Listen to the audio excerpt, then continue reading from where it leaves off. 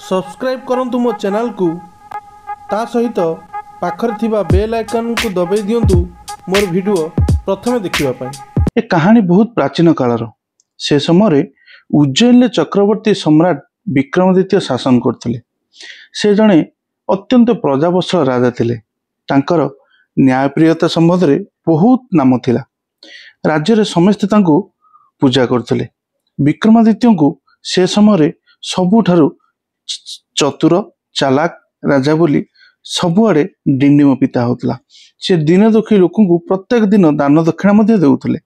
दिनकर कथा विक्रमादित्य राजसभा जड़े जोगी आसी पहुंचले।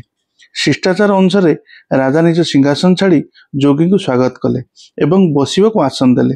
जोगी राजा को आशीर्वाद कले और निज झूलामूल गोटे हीरा पत्थर काढ़ी राजा को उपहार देले। राजा विक्रमादित्य से ही मूल्यवान हीरा पत्थर टी देखुंट से जोगी चुपचाप उठी से चलीगले। यार 2-3 दिन पर जोगी पुणी थे विक्रमादित्य दरबार आसी पहुंचले एवं आउ एक मूल्यवान पत्थर राजा को दे चुपचाप चलीगले।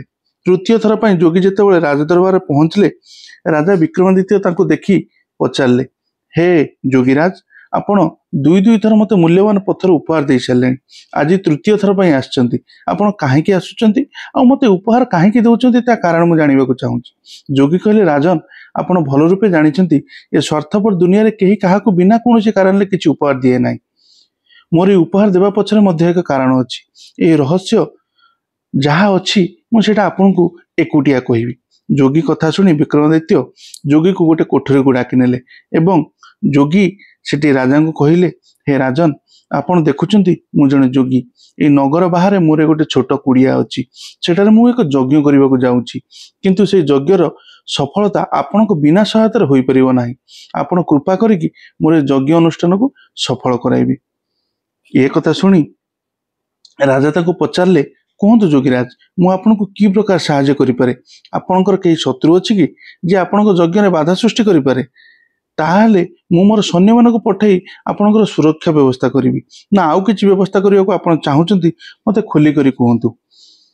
जोगी मुंड हलाई नाई कहले, हे राजन ना मोर कई शत्रु अछंती ना मोर कौनसी सुरक्षा रे अव्यवस्था अच्छी।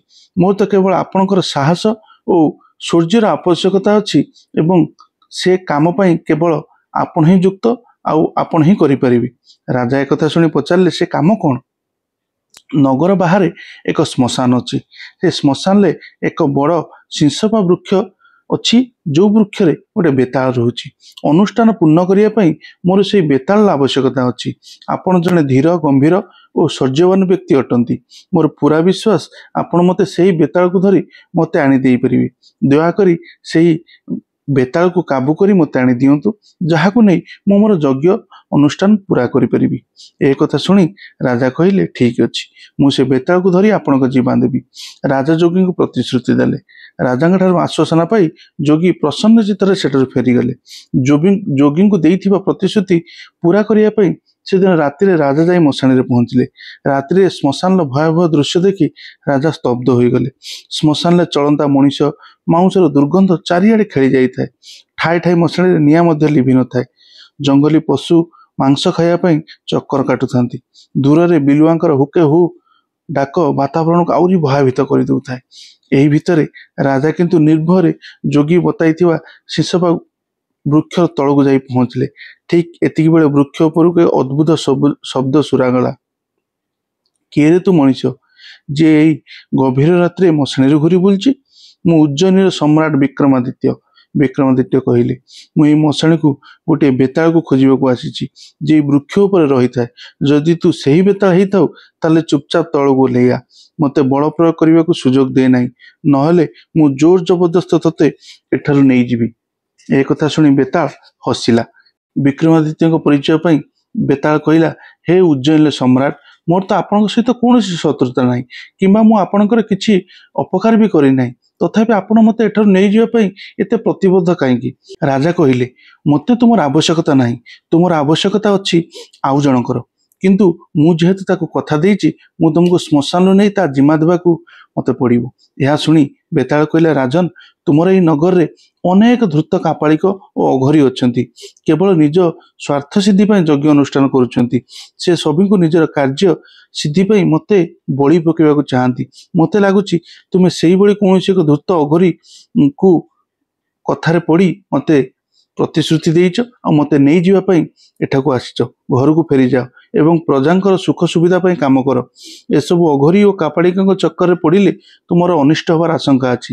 ରାତ୍ରିରେ ବିଶ୍ରାମ ନ ନେଇ ଗୋଟେ ଧୂର୍ତ୍ତ ସାଧୁ କଥା ଦେଇଛି ବୋଲି ଅଯଥାରେ ତା ସମୟ ବର୍ବାଦ କରନ୍ତି ନାହିଁ। ବେତାଳ କଥା ଶୁଣି ରାଜା ଚିନ୍ତାରେ ପଡ଼ିଗଲେ। ବେତାଳ ତ ଠିକ କହୁଛି, କ'ଣ ସତରେ ଦରକାର ଅଛି ବୋଲି ବେତାଳକୁ ଏଠୁ ନେଇଯିବି? ଯୋଗୀ ଯଦି ନିଜର କାମନାରେ ସିଦ୍ଧି ଚାହୁଁଛି, ସେ ନିଜର ଦିବ୍ୟ ବୁଦ୍ଧିରେ ବେତାଳକୁ କାହିଁକି ଅଧିକାର କରୁନାହିଁ? ଦ୍ୱିତୀୟ କଥା ହେଲା, ଯୋଗୀ ଯେ କୌଣସି ଭଲ କାର୍ଯ୍ୟ ପାଇଁ ବେତାଳକୁ ଅଧିକାର କରିବା ପାଇଁ ଚାହୁଁଛି, ସେଥିରେ କୌଣସି ନିଶ୍ଚିତତା ନାହିଁ। ତା ଛଡ଼ା ବେତାଳ ତ କେବେ ସେ ଯୋଗୀର କିମ୍ବା କୌଣସି ଅନ୍ୟ କାହାର କ୍ଷତି କରିନାହିଁ। ଏପରି ସ୍ଥଳେ ମୁଁ ଏ ବେତାଳକୁ ଏଠାରୁ କାହିଁକି ବା ନେବି? ରାଜା ଏଇଭଳି ଦ୍ୱନ୍ଦ୍ୱରେ ପଡ଼ିଲେ। କିନ୍ତୁ କିଛି ସମୟ ପରେ ଯେତେବେଳେ ରାଜାଙ୍କର କଥା ମନେ ପଡ଼ିଲା ଯେ ମୁଁ ପ୍ରତିଶ୍ରୁତିବଦ୍ଧ, ମୁଁ ତାଙ୍କୁ ପ୍ରତିଶ୍ରୁତି ଦେଇଛି ଯେ ତାଙ୍କର ଏ କାମ କରିବି, ସେ ସେଇଥିପାଇଁ ପୁଣି ଆଗକୁ ବଢ଼ିଲେ। ବେତାଳ ବିକ୍ରମାଦିତ୍ୟଙ୍କ ଠାରୁ ରକ୍ଷା ପାଇବା ପାଇଁ ବହୁତ ଭିଡ଼ିମୋଡ଼ି ହେଲା, କିନ୍ତୁ ଶେଷରେ ବଳବାନ ରାଜାଙ୍କ ହାତରେ ନିଜକୁ ମୁକ୍ତି କରିପାରିଲା ନାହିଁ।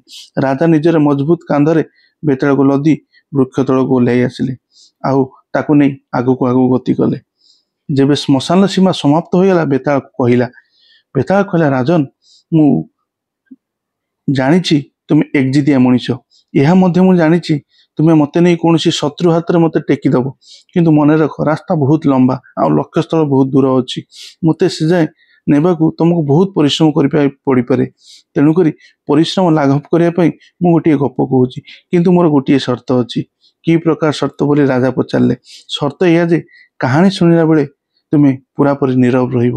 ଯଦି କାହାଣୀ ଶୁଣିବା ମଝିରେ ତୁମେ ନିଜର ମୌନତା ଭଙ୍ଗ କରିବ, ତାହେଲେ ମୁଁ ତୁମଠାରୁ ମୁକ୍ତ ହୋଇ ପୁଣି ବୃକ୍ଷ ଡାଳକୁ ପଳେଇ ଆସିବି।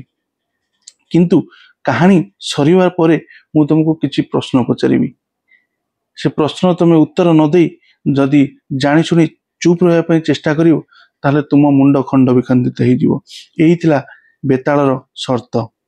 ପରବର୍ତ୍ତୀ ଅଧ୍ୟାୟରେ ଆମେ ଶୁଣିବା ବେତାଳର କାହାଣୀ ଆଉ ରାଜାଙ୍କର ମତାମତ। ଦେଖା ହେବ ପୁଣି ଆଉ ଗୋଟେ ଭିଡ଼ିଓରେ। ସେ ପର୍ଯ୍ୟନ୍ତ ସମସ୍ତେ ଭଲ ରୁହନ୍ତୁ, ଖୁସିରେ ରୁହନ୍ତୁ। ଜୟ ଜଗନ୍ନାଥ।